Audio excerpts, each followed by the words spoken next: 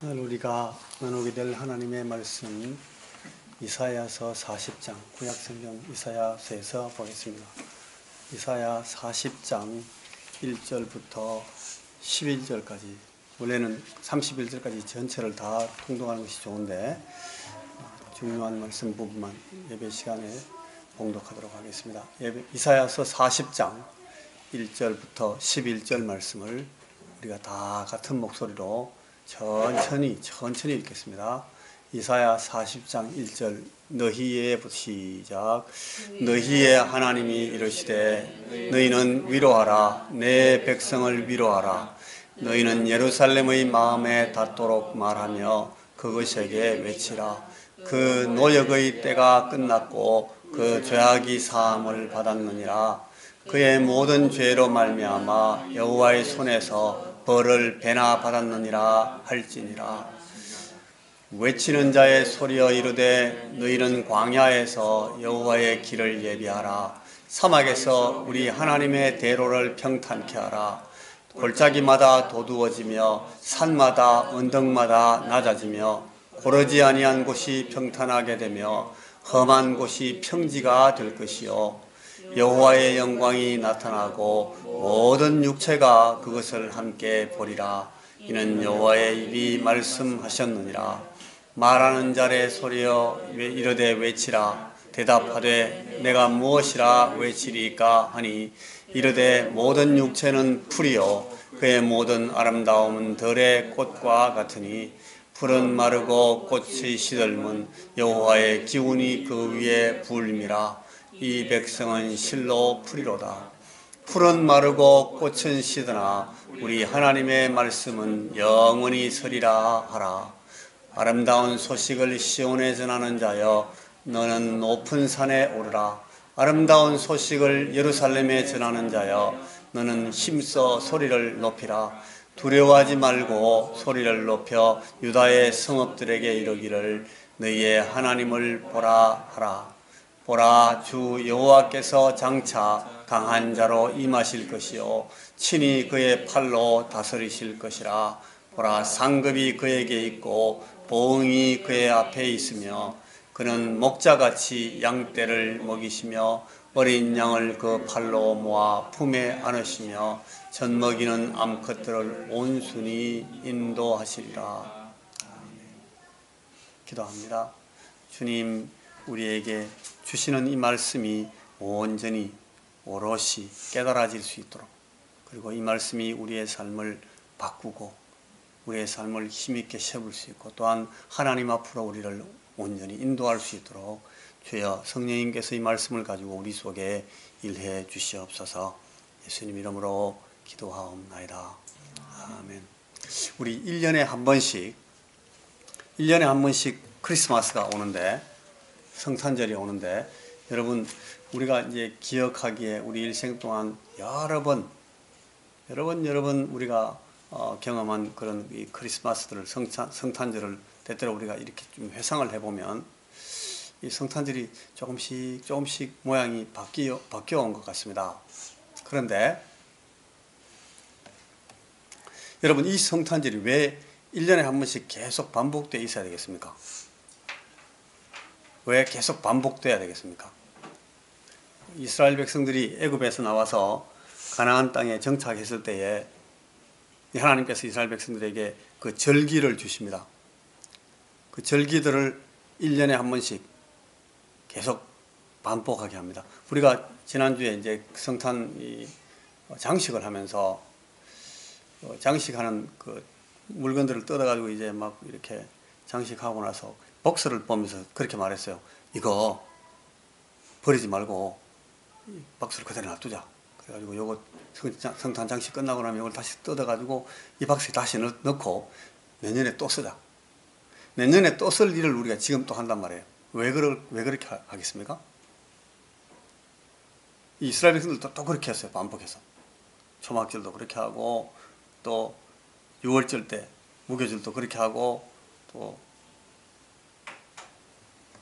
오순절이 오면 또 오순절, 불임절이 오면 불임절, 그 저기들의 절기를 그렇게 계속 반복을 했습니다. 하나님이 왜 그렇게 하게 하셨을까요? 여러분 이 성탄절은 언제부터 시작되는지 아십니까? 아무도 모릅니다. 정확히 알 수가 없습니다. 그리고 12월 25일이 지금 크리스마스라고 다 알고 있는데 예수님 생일이 12월 25일입니까? 정확하지 않습니다. 확실치 않습니다. 현재 우리가 쓰고 있는 이 달력은 이게 그레고리력인데 이게 이제 12세기 이후로 써진 태양력 달력이에요. 그런데 예수님 당시에 썼던 달력은 줄리우스역입니다. 줄리우스 가이사 그 제 첫 가이사가 줄리우스인데 이 사람이 AD 한 40년대 46년 경에 이제 이 음력을 썼던 달력을 이 양력으로 바꾸면서 율리우스역을 썼습니다. 이게 거기서 이제 우리가 오늘날 쓰는 달력하고 또 공통점이 뭔가 하면 365일이 1년이다가 4년에 한 번씩 윤년이 366일로 오고 이렇게 해가지고 겹쳐나가는 그게 율리우스역인데 율리우스역을 쓰는 동안은 처음에 AD 한 3세기까지는 크리스마스를 1월 6일 날 보통 지켰습니다. 그리고 3월 20일 날 제 생일이 그 비슷한 때인데 그때 크리스마스를 했어요. 그렇게 하다가 이게 한 교황 가운데 율리오 1세라는 교황이 있는데 이 사람이 350년경에 AD 350년경에 그러니까 니케아 종교회의 끝나고 나서 이 크리스마스를 그 당시에 그 중동 지역 특히 이제 북아프리카 지역에서 지키고 있던 태양절기가 언제 있는가 하면 여러분 1년 중에 해가 제일 짧고 밤이 제일 긴 때가 언제입니까? 동지죠. 동지날이 지나고 나면 이제는 이 태양이 그 어둠을 이긴다는 겁니다. 그래가지고 점점 날이 길어진다 해가지고 동지 지난 그때부터 일주일간을 태양절 기간으로 지켰어요. 그 태양절 기간 중에 12월 25일이 있는 겁니다. 그날을 이 율리오 1세가 이걸 이제 지금부터 크리스마스를 한다. 이래가지고 성탄절을 그렇게 정한 거예요. 그때부터 이제 쭉 내려오면서 우리가 1년에 한 번씩 겨울에 이 크리스마스를 지키게 됐습니다. 이게 지역별로 혹은 종족별로 종파별로 전부 다 조금씩 크리스마스 달라요. 지금도 그 동방정교회에서는 1월 6일, 1월 7일을 크리스마스로 지킵니다. 그런데 그게 이제 왜 그런가 하면 그게 율리우스력으로 12월 25일이 우리 태양력으로 하면 이게 1월 6, 7일이 됩니다. 그래서 이제 이 날을 지키는데 이게 이제 크리스마스라는 크리스토 이게 이제 우리가 크리스마스를 X 쓰고 마스 이렇게 쓰잖아요. 그 X라는 것은 헬라어로 크리스토스 할 때 제일 첫 글자가 X예요. 그래서 X 그다음에 마스는 이 미팅을 말합니다. 회합 아니 모임. 그다음에 이게 천주교에서는 이걸 갖다 미사. 그래서 그리스도 미사 이렇게 말하기도 하고 그리스도를 위한 만남, 그리스도를 위한 기념하는 회합 이렇게 해가지고 크리스마스 이렇게 하는 겁니다. 근데 이제 이 그리스도 미사 이란 말은 여러분 그 로마 가톨릭 교회에서는 1년 내내 매일매일 그 기념 미사가 있어요. 예를 들면 12월 27일은 요한 미사, 성 요한 미사, 뭐 몇 월 며칠은 누구 미사 계속 있습니다. 그 성인들 이름을 그 날짜에 다 집어넣어 가지고 이제 12월 25일은 그리스도를 위한 미사로 하는 겁니다. 그래서 이제 성당에서는 그런 의미에서의 그 미사일로 그렇게 이 예수님의 미사를 12월 25일 날 드리는 걸로 이렇게 하는 거죠. 근데 우리가 이런 것들을 이해하고 이런 크리스마스 성탄절을 안다라는 것이 실제로 무슨 의미인지를 정확하게 알지 못하면 1년에 한 번씩 그냥 우리는 축제하다만 알게 됩니다. 1년에 한 번씩 뭐 캐롤 부르고 반짝반짝하고 그다음에 노래 막 부르고 케이크 자러 가다가 그냥 지나가는 겁니다. 그런 크리스마스 계속 아무리 30번 50번 해도 소용이 없습니다. 왜 우리가 이 성탄절을 지켜야 되는지, 우리의 성탄절을 왜 오는 건지 이걸 한번 성탄절 때라도 기억해야만 이 성탄절이 정말 우리에게 성탄절이 될 수가 있습니다. 이제 제 생각에는 이렇습니다. 이 우리의 이 북반구, 그러니까 이 기독교회가 처음 이렇게 발생해 가지고 막 전파됐던 이 지구의 북반구 쪽이 겨울날 아주 추운 때에 하얗게 눈이 내리고 막 얼어붙는 그런 눈바람 속에서 온기가 있고 웃음이 있고 또 서로 기뻐하고 셀레브레이트 하면서 이 예수님의 탄생을, 예수님의 오심을 기념할 수 있다는 것은 아주 다행스럽고 좋은 것 같습니다. 일단 하나님의 이름 가운데 이 크리스마스가 관련되는 이름은 항상 무슨 이름입니까? 곧 오소서 임마누엘. 임마누엘이란 것은 하나님이 우리와 함께 계신다. 다른 말로 바꾸면, 명사형으로 바꾸면 우리와 함께 계시는 하나님, 그런 뜻입니다. 그래서 하나님은 우리가 통상적으로 이 유대적인 그런 개념에서 표현할 때 하나님은 어디 계신다 그래요? 하나님은 하늘에 계시다. 그런데 우리는 땅에 있고, 근데 하늘에 계신 하나님께서 땅에 있는 우리들에게 함께 계시려면 어떻게 해야 됩니까? 내려오시는 겁니다. 그래, 내려오신다, 오셔야 된다, 내려오신다. 그걸 이제 강하, 빌립보서 2장 5절 이하에 있는 그 말씀같이 강림하시고 우리에게 내려오셔서 사람의 몸을 취하여 이렇게 incarnation, 그러니까 내려온다, 성육신. 그래서 이 내려오시는 하나님의 이름이 임마누엘인 겁니다. 요게 지금 이 성탄의 비밀이 다 들어 있습니다. 그런데 여러분 그 핸델의 메시아 같은 이 제일 우리가 고전음악에서 가장 그 위대한 그 오라토리오로 보는 이 핸델의 메시아에 여러분 그 제일 그 절정에서 나오는 음악이 우리가 다 잘 아는 그 할렐루야입니다. 근데 그죠? 이 할렐루야를 빼고 나서 여러분 제일 기억에 남는 이 그 곡들 가운데 어떤 곡이 있습니까? 저는 그 가운데 제일 그 중요한, 제가 제일 좋아하는 제 그 멜로디는 그 서창으로 나오는 테너 솔로가 컴포트의 그 내 백성을 위로하라 하는 그 찬양성이 있는, 저는 늘 제일 이렇게 인상적으로 들리는데, 여러분 그게 바로 이 성탄절이 예수님의 오심이 우리 자기 백성들에게 이 소개되는 그런 그 오라토리오의 구절입니다. 여러분 오라토리오는 성경에 나와 있는 그 내용 그걸 그대로 가사로 갖고 와가지고 이 상연하는 거거든요. 그 오라토리오의 제일 중요한 그 제가 제일 좋아하는 그 곡이 앞에 나오는 서창, 테너 서창이 내 백성을 위로하라, 너희는 내 백성을 위로하라, 막 그렇게 소리를 막 지르면서 나오는 노래가 이제 본격적인 이 메시아가 시작되는 그런 그 곡으로 저는 기억을 늘 해요. 그게 이제 이사야 40장, 오늘 우리가 읽은 그 곡에서, 본문에서 왔습니다. 너희는 위로하라, 내 백성을 위로하라. 예루살렘의 마음에 닿도록 말하며 그 예루살렘에게 외쳐라. 그 너에게 때가 끝났고 그 죄악의 사함을 받았느니라. 그렇게 나옵니다. 이 신앙의 유무 혹은 그 종교성의 깊음과 얕음, 이런 것들에 무관하게 실제로 인생의 의미와 맛을 제대로 알기 시작한 사람에게 사는 것은 무엇이며 이제 차츰 다가오기 시작하는 내 인생의 그 끝, 이걸 인식하기 시작하는 사람들, 그 사람들에게 이것보다 더 가슴 저리는 메시지가 또 있을까, 그런 생각을 합니다. 이제 너의 노역의 때가 끝났다. 이제 네 죄악이 사함을 받았다.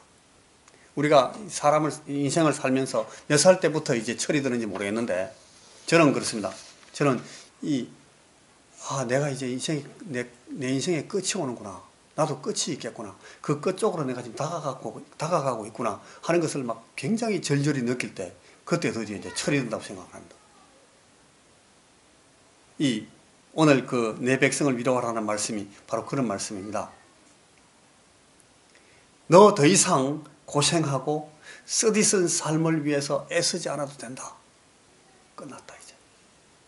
더 이상 너는 너의 삶에 대해서 죄책감과 우울함으로 불편할 필요가 없다. 그거 이제 끝났다. 벌 받을 일이 더 이상 없었으니까 이제 안심해도 된다 하는 그런 말씀이 막 우리에게 올 때, 이게 너무너무 중요한 큰 우리 인생에 대한 위로가 된다고 생각합니다. comfort. Comfort my people. 내 백성을 위로해라.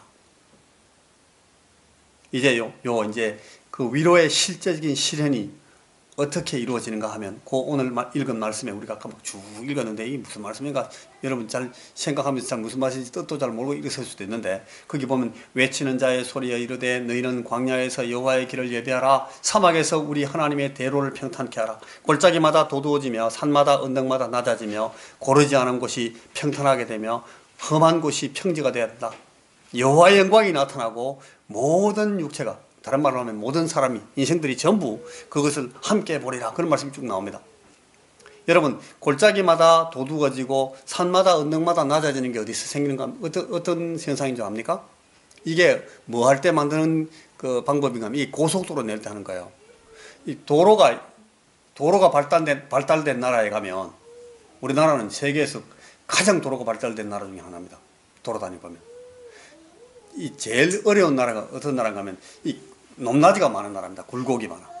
올라갔다가 내려갔다가 우리나라도 옛날엔 그랬어요. 길들이 전부 올라갔다 오래가면 가다가 차 시동 꺼져가지고 빌빌빌 막 밑으로 내려오고 지금도 제가 일하던 나라에 가보면 그렇습니다. 올라가다가 차가 서버립니다. 힘이 딸려가지고 그럼 사람 다 내려요. 내리고 밀고 올라갑니다. 밀고 이게 올라갔다가 내려갔다가 이게 많은 거예요. 그런데 우리나라 요새 길다리 보면 이거 있습니까? 골짜기 있으면 뭐 만듭니까? 다리 만들어 버립니다. 물 없는데도 다리 만들어가지고 쫙 나가고 앞에 산이 있으면 어떻게 해요? 굴 뚫어버립니다. 그래가지고 쫙 그냥 나가는 겁니다. 이게 예수님 오실 때에 메시아가 오시면 그가 오실 때 이 백성들에게 할 일입니다. 그게 이제 너희들이 광야에서 골짜기는 높이고 주님이 오실 그 길 대로를 평탄하게 만들어라. 고속도로를 내라. 그래야 그분이 쫙 오실 거 아니냐. 낮아진 심령들은 높이고 높아진 심령들은 낮추고 그래가지고 그 주님의 오심을 맞이할 수 있도록 평탄하게 만들어라. 그래가지고 여호와의 영광이 나타난다. 여호와께서 영광 중에 오신다. 모든 인생들이 그것을 함께 보게 된다. 그래서 이래서 내 백성은 이제 위로를 얻게 된다. Comfort ye my people. 이게 오늘 우리가 어디서 이 근거와 위로의 근거와 확정을 찾을 것인가? 우리를 향하신 하나님의 위로는 무엇이며 그것은 이제 어디에 근거하시는가라는 질문을 하게 만드는 그런 말씀이 됩니다. 여러분 오늘 이번 우리 성탄절 동안 이제 오늘이 대강절이니까 대강절이 마지막 주일입니다. 대림절. 요 주일관이 끝나고 나면 이제 성탄절이 오는 겁니다. 성탄절이 오는데 이번 성탄절 동안 우리는 아주 신기하고 놀라운 구약의 역사 한 두 장면을 제가 오늘 하고 다음 주에 여러분들에게 보여드리려고 해요. 여기서 이 성탄의 메시지가 왜 이 위로하는 걸로 나와야 되는지, 임마누엘 하나님이 우리에게 오신 것은 왜 어떻게 우리를 위로하시는 것인지 그걸 제가 조금 말씀을 통해서 나눠보려고 해요. 오늘 우리가 읽은 이 본문 이사야 40장에 아까 영어로 말하면 Comfort ye my people 이 위로의 말씀은 우선 거기 앞에 38장 사건으로 나가야 이해가 될 수 있습니다. 여러분 이사야 40장을 펴고 앞으로 축축 한 장씩 넘기시면서 이걸 제가 설명하는 걸 이번에 잘 듣고 나시면 여러분 이사야서가 쭉 보이기 시작합니다. 이 히스기야가 병들어서 죽게 됐던 그 사건으로 올라가 봐야 그 40장 이후를 이해할 수가 있습니다. 그리고 그 사건을 전체로 제대로 또 이해하려면 그 앞에 36장, 37장도 또 이해해 보셔야 됩니다. 그래서 36장에서 39장의 내용, 이 유다 왕국 역사의 한 드라마틱한 현장 이야기 끝에 오늘 이 40장의 Comfort my people 이 얘기가 나오는 겁니다. 자, 그럼 자 36장으로 한번 가보시겠습니다. 이사야 36장에서 37장 사이에 보면 그 선한 유다의 왕 히스기야의 아주 훌륭한 믿음의 얘기가 나옵니다. 여러분 이 당시에 이 이스라엘 다윗의 왕국이 두 개로 쪼개집니다. 하나는 북쪽 10지파가 다윗에 의해서 통일되고 솔로몬에게 계승되었던 그 왕국이 북쪽으로 10지파가 떨어져 나가서 독립을 반란을 일으켜 구테타를 해가지고 나라를 절반 떼가버립니다. 사실상 절반이 훨씬 넘습니다. 12지파가 12지파 가운데 10지파가 그쪽 북쪽으로 이스라엘로 속하고, 그러니까 북한이 된 겁니다. 그리고 두 지파, 베냐민 지파와 유대 지파만 남아가지고 다윗의 지파와 그 사울 왕의 지파, 두 왕이 나왔던 그 지파만 떨어져 남아가지고 이게 남쪽으로 유다가 되는 겁니다. 남한이 됐습니다. 그런데 이 두 나라가 쪼개진 상태에서 지금 이 왕들이 쭉쭉쭉 내려오다가 지금 이 히스기야는 그 남쪽 왕에 속하는, 남쪽 유다에 속하는 왕인 겁니다. 그런데 그 당시에 굉장히 큰 그 강대국들이 주변에 많았는데, 어떤 강대국들이 있었는가 하면 제일 가까운 강대국은 아람입니다. 아람, 시리아가 항상 이스라엘을 넘보고, 지금도 그렇죠. 지금도 이스라엘하고 대치하고 있죠. 그 아람이라는 나라가 이스라엘에 아주 위협을 가하는 강대국이었고, 그 뒤에는 더 진짜 이 극강한 제국이 또 하나 있었는데, 초강대국이 하나 있었는데, 그게 아수르입니다. 아시리아. 그리고 그 뒤에는 아시리아 옆에 그 바빌론이 새롭게 발생하고 있었습니다. 그러니까 유대나라에서는 바로 옆에 뭐가 있어요? 북한이 있어요. 북한이 있고 그 옆에는 중국이 있어요. 중국 같은 게 아람입니다. 그 다음에 그 뒤에는 러시아 같은 게 또 하나 버티고 있습니다. 그게 말하자면 아수르가 될 수 있어요. 근데 그 나라들이 자꾸 이 이스라엘을 침공을 하는 겁니다. 근데 이스라엘이 솔로몬 때, 다윗 때 이 왕국이 통일되어 있을 때는 그 강대국들이 이렇게 많이 넘보지를 못했고, 그 당시에는 이 강대국들이 그렇게 강성하고 있지 않았어요. 그랬는데 이 유다와 이스라엘이 쪼개지고 나서 이 유다 왕국을 굉장히 위협할 정도로 다른 나라들이 막 점점 커지고 있다가 지금 이런 일을 당하는데요. 이 히스기야의 아버지 이름이 아하스라는 사람입니다. 아하스라는 왕 때에 북한, 그러니까 이스라엘 왕국이, 이스라엘 북한이 그 옆에 있는 아람하고 이렇게 연합을 먹어가지고 이 유다를 때려 내려온 겁니다. 그러니까 히스기야의 아버지 왕 아하스 왕 때, 그러니까 북한하고 중국이 둘이 손잡고 이제 남한을 치러 내려온 거예요. 김정일이하고 시진핑이 한편 먹어가지고 우리나라를 잡아먹고 내려온 겁니다. 말하자면. 그래가지고 막 전쟁이 붙었는데, 그게 36장 그 앞에 있는 사건이고요. 그 다음에 이제 그걸 근거히 넘어가고 나니까 이번엔 또 히스기야 왕 때 이 사건이 또 터진 겁니다. 근데 이 히스기야 왕 때는 아까 말했던 그 러시아가 내려온 거예요. 러시아가 저 뒤에 아수르의 산헤립이 그 참모 총장 그 랍사게라는 이 장군을 데리고 내려와가지고 막 이제 히스기야의 예루살렘 유다를 막 위협합니다. 다 쓸어버리겠다고. 너희들 이제 끝났어. 우리 산헤립 이 아수르 왕에게서 자기를 지키는 어떤 나라도 없었고 어떤 민족도 없었어. 너희들 이제 우리가 마음먹은 이상은 이제 끝났다. 심지어는 히스기야가 너희에게 이르기를 여호와께서 우리를 건지실 것이다. 우리를 지키실 것이다. 우리가 신뢰하는 하나님이 우리 예루살렘을 지켜주실 것이다. 그렇게 말하더라도 너가 절대로 믿지 마. 열방의 어떤 신들도 우리 아수르의 산헤립 왕으로부터 자기 백성을 지켜낸 신이 없어. 너희 여호와 신도 될 수 없다. 막 그렇게 막 조롱하면서 위협했어. 그 37장 1절에 가보면 히스기야 왕이 자기 옷을 찢고 굵은 베옷을 입고 여호와의 전으로 나갑니다. 그래서 그 당시에 이제 막 활동하고 있던 이사야 선지자는 그러니까 아하스, 히스기야의 아버지 아하스 왕 때하고 이 히스기야 왕, 이 두 왕 때 주로 사역했던 선지자인데, 그 이사야 선지자한테 사람을 보내가지고 이 히스기야가 부탁을 합니다. 우리 구원을 위해서 여호와 하나님께 기도해 주십시오. 이때 히스기야가 이사야에게 보낸 메시지가 그 3절에 나옵니다. 히스기야의 말씀에 오늘은 환난과 책벌과 능욕의 날이라. 아이를 낳으려 하나 해산할 힘이 없음과 같도다. 저는 해산을 안 해봤습니다. 여러분 보시다시피. 근데 여러분들은 여기 다 해산해 보신 분들이 많잖아요. 그죠? 근데 제가 영화나 이런 걸 볼 때 아이를 낳으려고 하는데 막 임산해가지고 막 이렇게 구로하면서 아기가 나오는데 엄마가 그 애를 밀어낼 힘이 없으면 어떻게 됩니까? 박혜정 선생 어떻게 됩니까? 잘 아시잖아요. 그럼 어떻게 돼요? 누가 죽습니까? 엄마가 죽고 아기는 애기도 죽고. 그러니까 그 어떻게든지 낳아야 되잖아요. 그죠?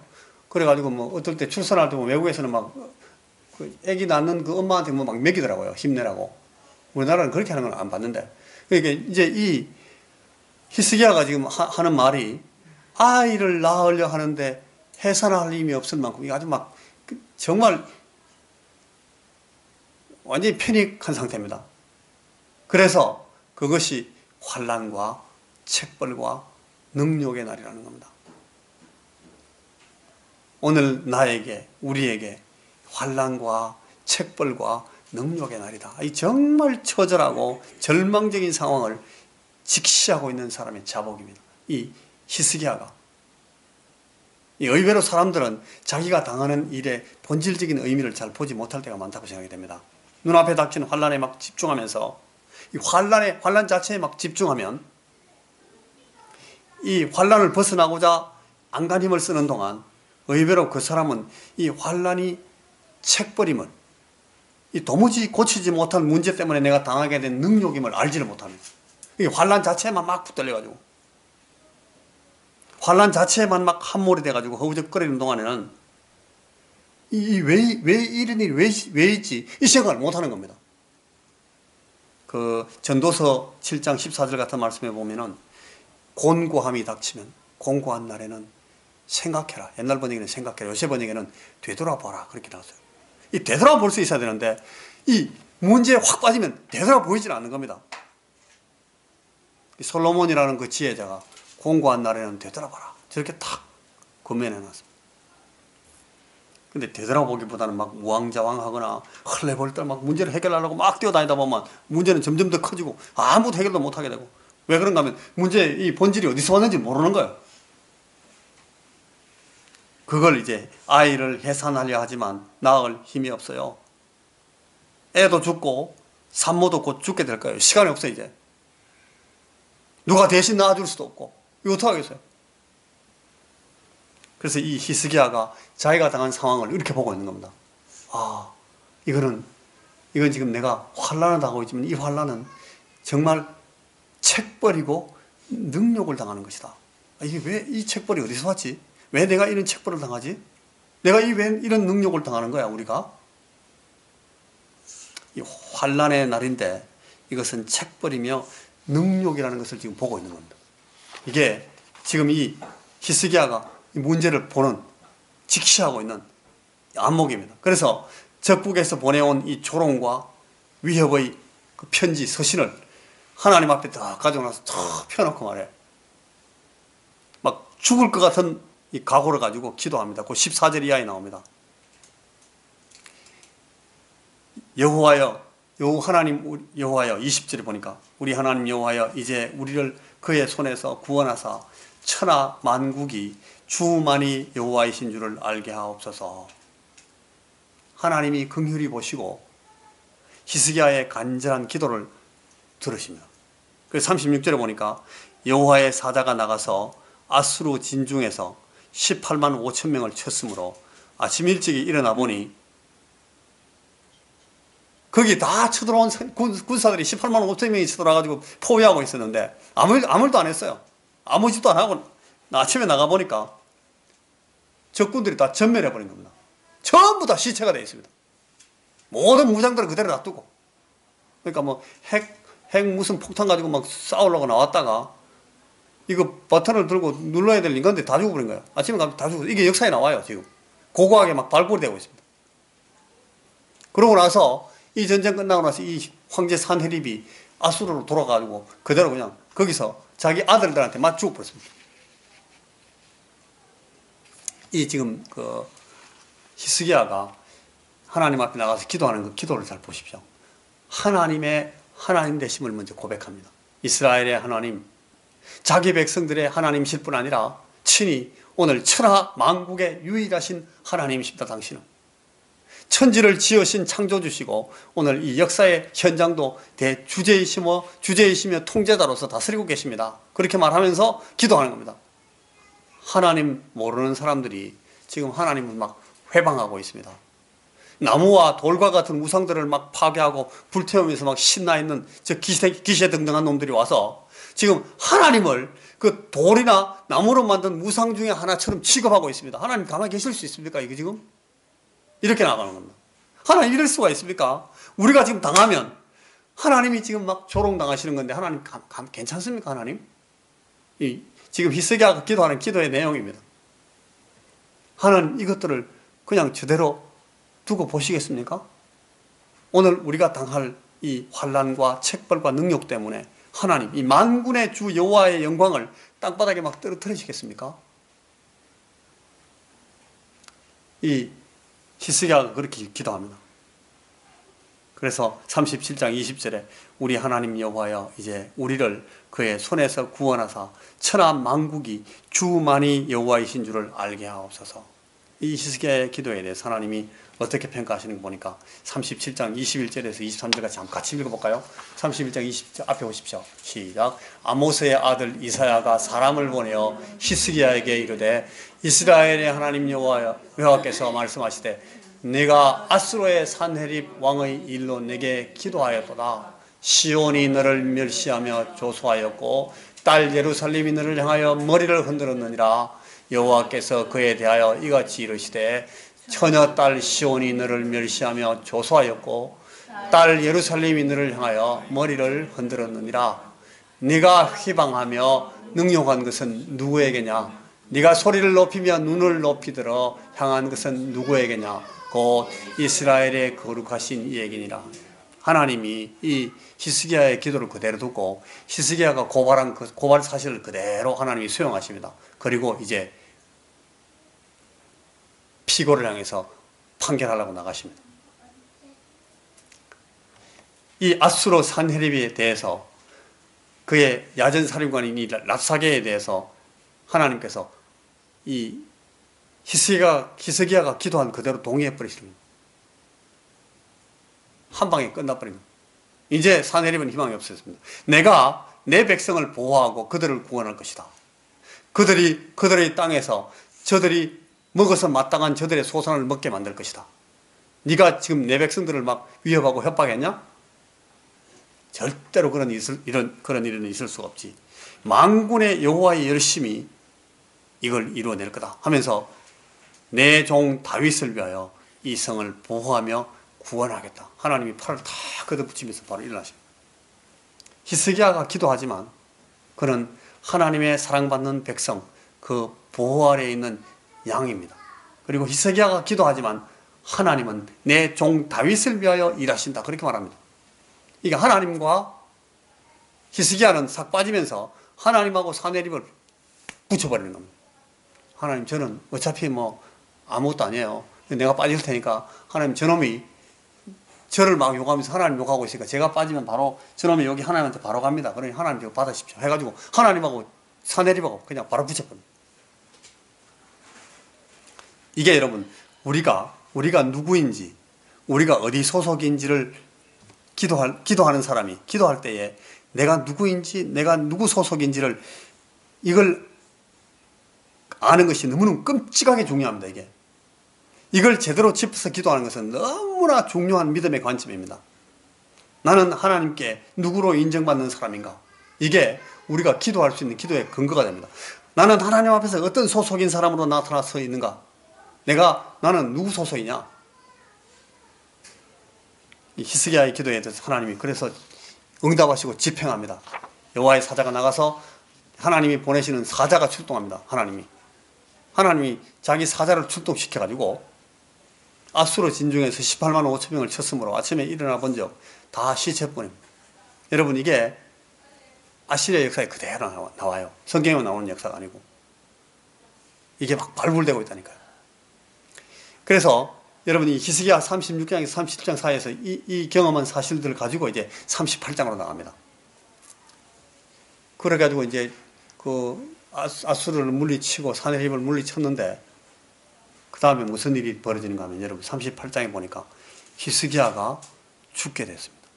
누구나 다 있는 일인데 이 히스기야가 겪게 됐어요.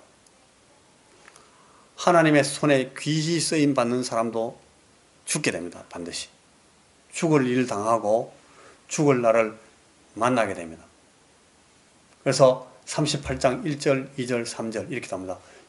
그때에 히스기야가 병들어 죽게 되니 아모스의 아들 선지자 이사야가 나아가 그에게 이르되 여호와께서 이같이 말씀하시기를 너는 네 집에 유언하라 네가 죽고 살지 못하리라 하셨나이다 하니 히스기야가 병들었는데 죽을 병이라고 말하는 겁니다. 이사야가. 그러니까 이제 2절에 보니까 히스기야가 얼굴을 벽으로 향하고 여호와께 기도하여 이르되 3절 여호와여 구하오니 내가 주 앞에서 진실과 전심으로 행하며 주의 목전에서 선하게 행한 것을 기억하옵소서 하고 히스기야가 심히 통곡합니다. 그냥 죽어야 되는데 왜 안 죽고 통곡하는지 모르겠어요. 이 히스기야가 죽기 너무 싫다는 거예요.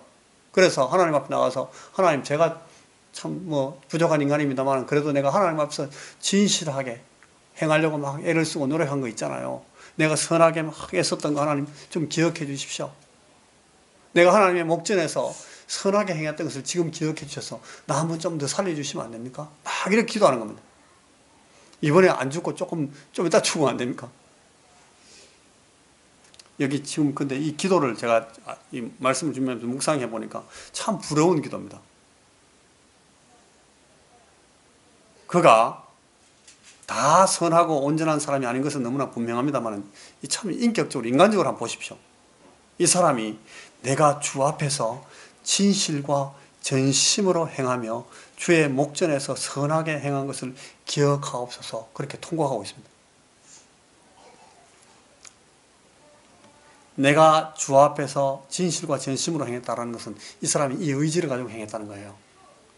열심으로 정말 하나님 앞에 이 선한 일, 귀한 일, 진실한 일을 하기 위해서 애써서 살았다는 겁니다. 그래서 자기가 그걸 갖고 나올 수 있어요.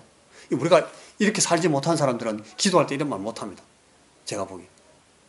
제 사실 생각이 그렇습니다. 근데 하나님 앞에 우리가 정말 선한 마음을 가지고 열심을 가지고 살면 우리가 정말 결정적인 장면에서 이걸 가지고 기도할 수 있어요. 그걸 가지고 통곡합니다. 하나님, 내가 진실과 전심으로 하나님 앞에 행했던 것을 지금 기억해 주십시오. 내가 하나님 앞에 선하게 행한 것이 있던 것을 하나님 기억해 주십시오. 상당히 어떤 자기 삶에 대한 자신을 가지고 하나님 앞에 나가는 겁니다. 하나님 앞에서 열심히 순종하면서 능력껏 내가 최선을 다했다. 아니면 최선을 다한 때가 있었습니다. 그렇게 말하는 거예요. 주여, 당신이 내 집에 오시는 것을 내가 감당할 수가 없습니다. 그냥 말씀으로만 하십시오. 나도 내 수하에 사람이 있어서 저들 보고 가라면 가고 오라면 옵니다. 했던 사람이 있는데 여러분, 저는 이 장면하고 그대로 겹쳐진다고 생각합니다. 이 말씀이. 로마 사람 그 가버나움 백부장 중대장 얘기입니다. 예수님이 그 말을 듣고 내가 가서 고쳐줘야지. 내가 고쳐줄게. 주님의 말씀하시던 그 표정이 지금 여기 히스기야에 그대로 응답하시는 하나님 여호와의 표정으로 나옵니다. 내가 너의 믿음을 보았노라. 내가 네 통곡과 눈물을 보았노라. 이게 지금 구약의 상황과 이 복음서의 상황이 같지 않지만 이 하나님을 대하시는 히스기야의 자세와 그 로마인 백부장의 태도 그리고 히스기야의 기도를 들으시는 그 응대하시는 하나님과 이 로마 백부장의 말씀을 듣는 그 주님 그 정확하게 일치하고 있습니다. 완전히 겹치고 있는 상황입니다. 그 이사야 38장 7절 8절에 고치시겠다 하는 징조를 주십니다. 징조. 응답의 확정적 증표를 주시는데 여기 보니까 38장 7절 이사야 38장 7절 이는 여호와께로 말미암는 너를 위한 징조이니 곧 여호와께서 하신 말씀을 그가 이루신다는 증거니라. 8절 보면 보라 아하스의 해시계에 나아가던 해 그림자를 뒤로 10도를 물러가게 하리라 하셨다라 하시더니 이에 해시계에 나가던 해 그림자가 10도 물러가니라. 그러니까 우리 요새 말로 하면 지금 12시 넘었는데 저 시계가 갔다가 이게 15분 뒤로 쫙 뒤로 가는 겁니다. 도로. 온 세상에 있는 모든 시계가 똑같이 다 같이. 이 하나님이 이런 징조를 주시면. 그리고 이 말씀 그대로 히스기야가 그 죽을 병에서 낫고 일어납니다. 그러고 나서 15년을 더 살아요. 그런데 여러분 39장으로 탁 넘어가면 히스기야가 그래가지고 15년을 더 살게 됐는데 히스기야가 아빠가 곧 죽게 됐다는 소식을 저 멀리 있던 그 바빌론에서 듣고요. 거기서 바빌론에서 사신단을 보냈어요. 위로 사신단을. 이 신하들이 사신들이 쫙 왔는데 사람들이 막 아이고 그 참 왕이 많이 편찮으시다 가지고 우리가 지금 멀리서 그 소식을 듣고 이렇게 멀리까지 왔습니다 하면서 그 위문을 오니까 여러분 여기서 히스기야가 또 실패를 해버렸습니다. 이 히스기야가 결국 우리들과 다르지 않은 선배요 동료구나 그런 생각을 합니다. 아까 히스기야가 기도할 때는 그렇게 위대한 기도를 했던 사람인데 이 사람이 아주 안타까운 실패 장면이 거기 나옵니다. 이 덤으로 15년을 받아가 살게 됐는데 그 15년 동안 히스기야는 15년을 이렇게 시작합니다. 이 바빌론에서 사신단이 왔는데 그 문병원 사신단한테 너무 감동을 받아가지고 흥분해가지고요. 이 왕으로서는 절대로 하면 안 되는 실수를 저지르고 말았습니다. 39장 2절. 히스기야가 사자들로 말미암아 기뻐하여 그들에게 보물창고 곧 은금과 향료와 보배로운 기름과 모든 무기고에 있는 것을 다 보여줬으니 히스기야가 궁중의 소유와 전 국내의 소유를 보이지 아니하는 것이 없느냐. 이게 의장자 4일 정도로 끝내야 되는데요. 모든 자기 나라의 국가 기관들과 산업들과 모든 이 방위 산업들을 다 보여줘 버린 거예요. 결국 이 일에 대해서 이사야를 통해서 하나님 말씀이 떨어집니다. 6절 39장 6절에 보니까 보라 날이 이르리니 내 집에 있는 모든 소유와 네 조상들이 오늘까지 쌓아둔 것이 모두 바빌론으로 옮김받고 남을 것이 없으리라. 보여준 거 다 떨어간다는 거예요. 네가 보여준 거 그거 전부 다 뺏길 거야. 이제 바빌론으로 갈 거야. 유다가 결국 여러분 이 바빌론에게 멸망당하고 지금 요 말씀하고 똑같이 완전히 다 쓸어가 버립니다. 왕으로부터 많은 귀족들과 백성들이 전부 포로로 끌려갑니다. 39장 8절 히스기야가 이사야에게 이르되 이거 잘 보십시오. 여러분 히스기야를 보십시오. 히스기야가 이사야에게 이르되 당신이 이런 바 여호와의 말씀이 좋소이다 하고 또 이르되 내 생전에는 평안과 견고함이 있으리로다 하니라. 자기 백성들이 자기 이제 그 후손들이 다 포로 잡혀가고 이 나라가 다 떨어가지고 전부 다 바빌론으로 다 쓸어갈 거라고 말하는데 이사야가 하는 말이 당신이 이런 바 여호와의 말씀이 좋습니다. 아직 괜찮습니다. 이사야가 그렇게 받고 있어요. 이 얘기를. 왜 그런가 하면 이 일들이 내 생전에는 일어나지 않을 거기 때문에 괜찮습니다. 저 히스기야가 어떻게 저럴 수가 있을까? 안타깝습니다만은 이 왕이 지금 저렇게 그러니까 여러분 내 생전에는 이 말은 어떤 생전이겠습니까? 15년 받은 그 생전인 겁니다. 그 생전 동안은 안 망할 거니까 괜찮습니다. 다행스럽습니다.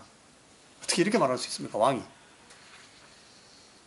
내 생전에는 평안과 견고함이 있을 것이기 때문에 이 히스기야가 아까 그 기도했던 그 히스기야 맞습니까?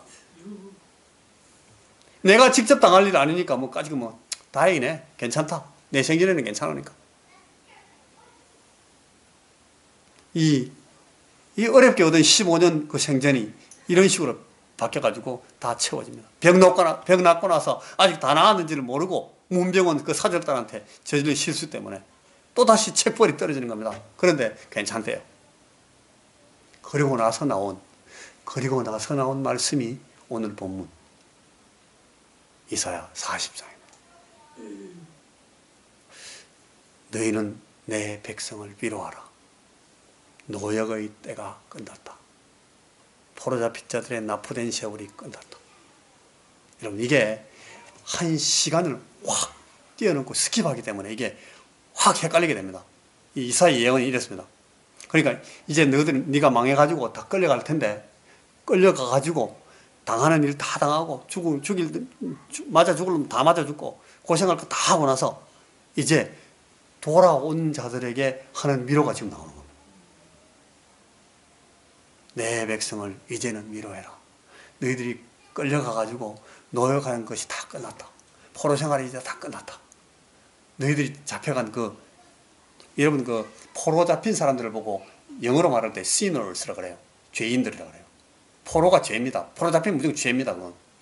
가장 큰 죄가 적국하고 싸워 패해가지고 끌려가는 게 그게 가장 큰 죄입니다. 로마군들이 끌려간 여러분 옛날 로마 영화 같은 거 보면 글래디에이터 같은 데 보면 다른 외국의 왕자들이 전부 다 가가지고 막 금투사 같은 거 되잖아요.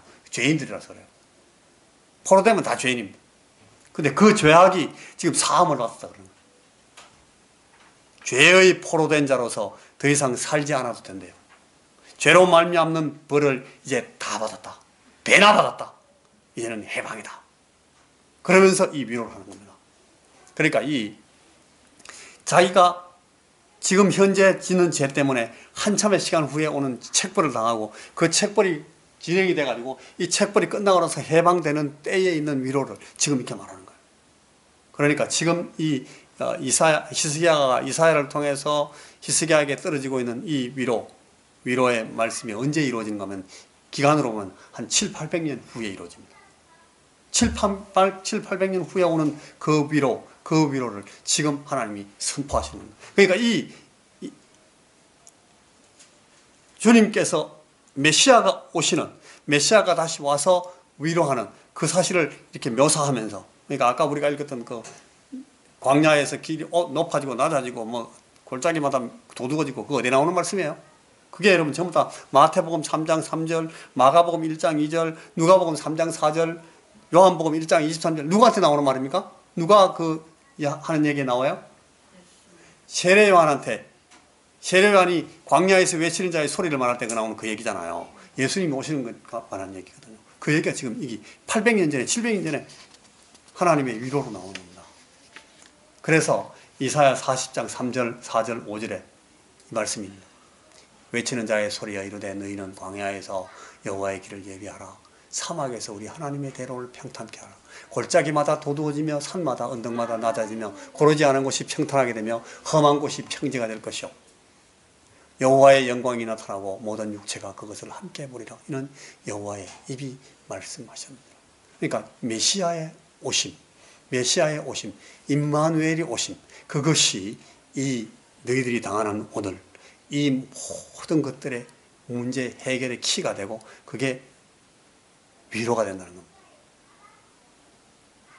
위로를 요하는 근본적인 문제 해결이 여기서 나온다는 겁니다. 문제 해결을 동반하는 위로입니다. 원천적인 위로입니다. 위로 이전의 모든 세상과 삶의 그 상황을 다 완전히 극복하고 다시는 그쪽으로 돌아가지 않아도 되는 그런 위로입니다. 그게 메시아가 오시는 거라고 설명하는 겁니다. 이게 여러분, 이게 성탄절입니다. 성탄절은 다른 게 아니고 이 위로를 받는 겁니다. 하나님의 나라가 임하는 것이 그게 위로라는 겁니다. 메시아가 오시면 환난과 책벌과 능욕의 날이 끝납니다. 어떤 환난, 어떤 책벌, 어떤 능력이든 상관없습니다. 메시아가 오시면 노역의 때가 끝납니다. 메시아가 오셔야 죄악에 끌려다니는 그 포로 생활에서 해방된다는 겁니다. 죄의 징벌, 책벌이 끝나게 됩니다. 그래서 이 메시아가 오시는 것이 막 기뻐야 되는 겁니다. 그걸 대망하고 기다려야 된다는 겁니다. 이 위로를 기다리는 것이 아니면 성탄절은 아무것도 아닙니다.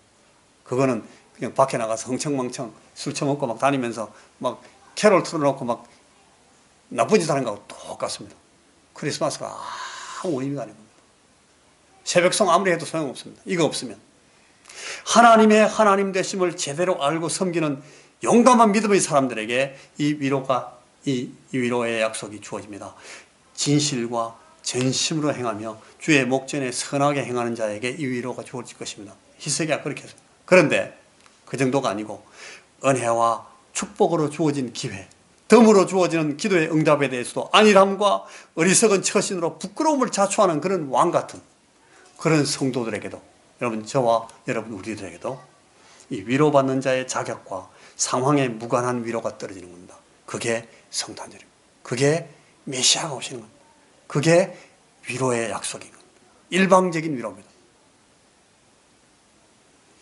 이것이 성탄이 우리에게 주어지는 것이 본질이고 이 크리스마스의 진정한 의미입니다.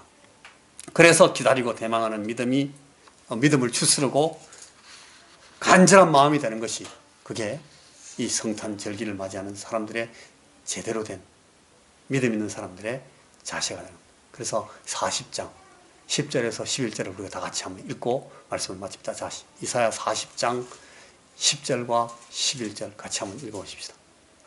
없습니까? 예. 이사야 40장 10절 시작.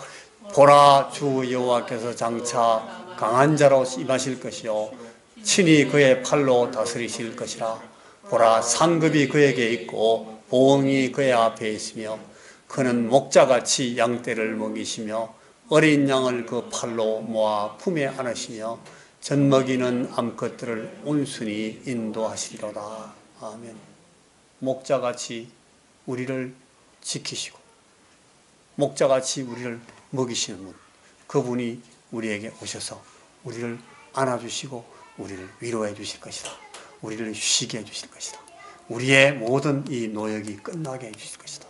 죄에 포로잡힌 우리의 이 포로됨을 끝나게 해 주실 것이기 때문에 그가 오셔야 된다. 그는 우리와 함께 계시기 위해서 오시는 임마누엘이시다 하는 것이 이 이사야를 통해서 히스기야의 그 아주 데스퍼레이트한, 너무너무 절박한 절망적인 그 상황에서 주어진 그 위로의 메시지인 겁니다. 이게 성탄의 메시지입니다. 오늘 우리를 위로하러 오시는 착한 목자 예수님을 기다리는, 그것이 대망절이고 대강절이고 대림절이고, 그리고 그 예수님을 맞이해서 기뻐하는 그 절기가 성탄절이 되는 것입니다. 어느 날이 성탄절인지, 성탄절이 왜 우리에게 12월 25일로 주어졌는지 중요하지 않습니다. 그러나 주님이 오셔서 우리를 위로하신다. Comfort ye my people.